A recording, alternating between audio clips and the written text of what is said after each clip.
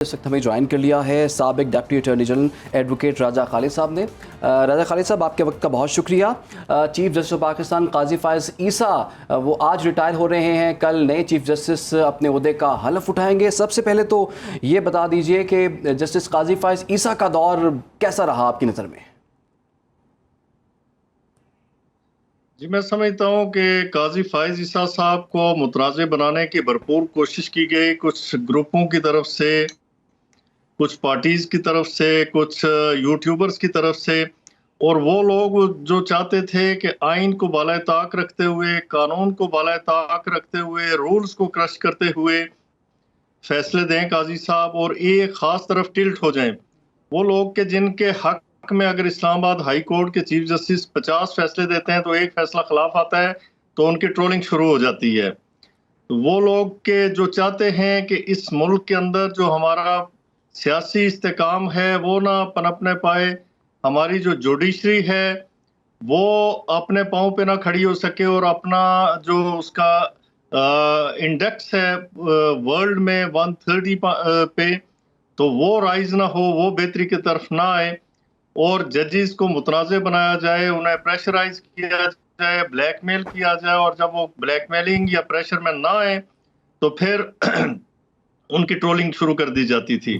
काजी फायज़ ईसा साहब का मैं बार बार कह चुका हूँ मुख्तलिफ चैनल्स पे कि मुझे कोई बता दे कि कोई फैसला भी ऐसा दिखा दे, कोई पाकिस्तान का कानूनदान के जो आइन के खिलाफ किया हो, जो कानून की वायलेशन में हुआ हो जाता है, गलतियां होती हैं। गलती चूंकि वो किसी ने कहा ना कि अगर आप चाहते हैं कि गलती ना करें तो फिर फरिश्तों के साथ आप निभा कर लें। चूंकि आप आदम की औलाद हैं, खता के पुतले हैं, तो लिहाजा इंसान से गलती तो वो मुतवक्के है। तो गलतियां तो फैसलों में होती हैं, लेकिन देखा यह जाता है कि आपने कहीं पे किसी की खास तरफदारी में या किसी की खास मुखालफत में आइन को एब्रोगेट करके, आइन को मुअत्तल करके, आइन को सस्पेंड करके, आइन को सबवर्ट करके, आइन को अमेंड और ऑल्टर करके तो फैसले नहीं किए। ऐसा काजी साहब के फैसलों में नहीं नजर आता। एक दरवेश इंसान थे, ना तो उन्होंने प्रोटोकॉल लिया ना ही प्लाट्स लिए। ये इससे पहले आपको इस तरह के चीफ जस्टिस नहीं मिलेंगे कि प्रोटोकॉल अगर लेते तो बेकरी वाला उनकी तौहीन ना करता और उनके साथ एक भी पुलिस वाला वहां पे खड़ा होता ना, फिर उसकी जरूरत ना होती कोई इस तरह की बात करता जब वो डोनट लेने के लिए अपनी फैमिली समेत किसी बेकरी पे गए थे। जी। तो यहाँ तो हिसार में जब कोई इस तरह का बड़ा किसी रोड से गुजरता है तो आपको पता है कि वहां पे रूट लग जाता है, कहीं शॉपिंग करने के लिए जाता है तो उसके लिए मार्केट खाली करवा दी जाती है।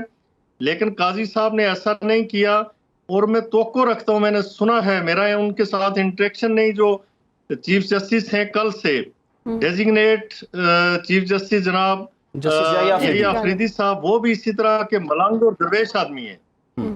जी राजा साहब, ये आपकी बात बजा है, आपने उनकी शख्सियत के बारे में जो बातें बताई, लेकिन जो उनके दौर में सुप्रीम कोर्ट जो है कुछ फैसलों पर अमल दरामद नहीं करवा सकी, इसको आप कैसे देखते हैं कि एक चीफ जस्टिस की क्या जिम्मेदारी होती है?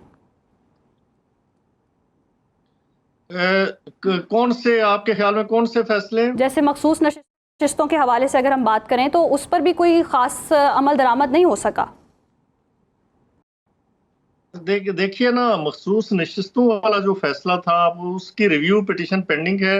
रिव्यू पिटीशन नहीं फिक्स होने दी गई और वो फैसला मैं समझता हूँ कि जो सीनियर पियोनिक जज थे जनाब मंसूर अली शाह साहब, बेहतरीन इंसान थे, मैं कह चुका हूँ, बेहतरीन जज थे, लेकिन एक फैसला लेके उन्हें डूब गया कि उस फैसले में उन्होंने बिल्कुल आइन को बाला ताक रखा, आइन को रादर अमेंड करते हुए, ऑल्टर करते हुए, जो इलेक्शन एक्ट है उसमें तरमीम करते हुए, बल्कि उसे एक तरफ रखते हुए, और जो रूल्स है इलेक्शन एक्ट के नीचे बने 2017 का जो इलेक्शन एक्ट है, तो उन्हें अल्ट्रा वायरीज करार देते हुए उन्होंने एक ऐसा फैसला दिया कि, और ऐसी पार्टी के हक में दिया कि जो पार्टी ना तो इलेक्शन कमीशन के रूबरू पार्टी थी, ना ही पेशावर हाई कोर्ट में वो पार्टी थी, और ना ही वो सुप्रीम कोर्ट के रूबरू पार्टी थी जी। तो वो फिर इलेक्शन उस फैसले के हवाले से फिर सुप्रीम जो हमारी पार्लियामेंट है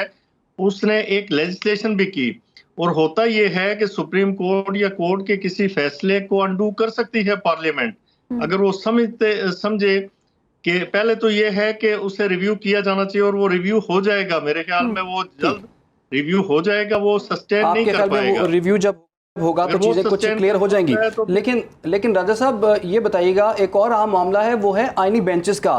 तो अगले हफ्ते से ये आईनी बेंचेस भी ऑपरेशनल हो जाएंगे, और इतलात के मुताबिक जो अदालतों के 40% केसेस जो कि आईनी बेंचेस से रिलेटेड है वो उनको ट्रांसफ़र हो जाएंगे। तो पेंडेंसी को हल करने के लिए, उसको कम करने के लिए जो है वो किस हद तक ये इफेक्टिव होंगे आईनी बेंचेस?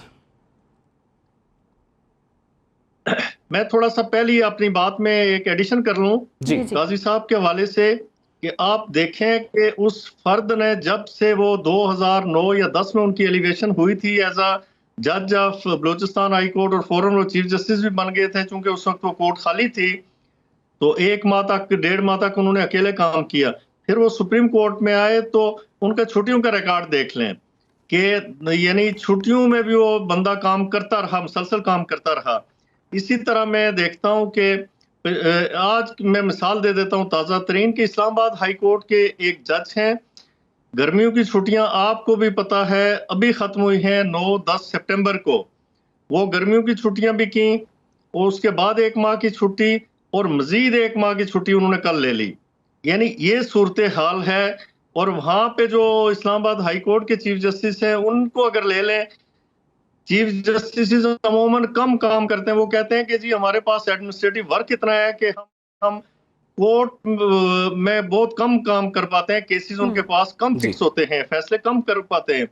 लेकिन इस्लामाबाद हाई कोर्ट के चीफ जस्टिस ने सिर्फ 1 वीक की छुट्टी की।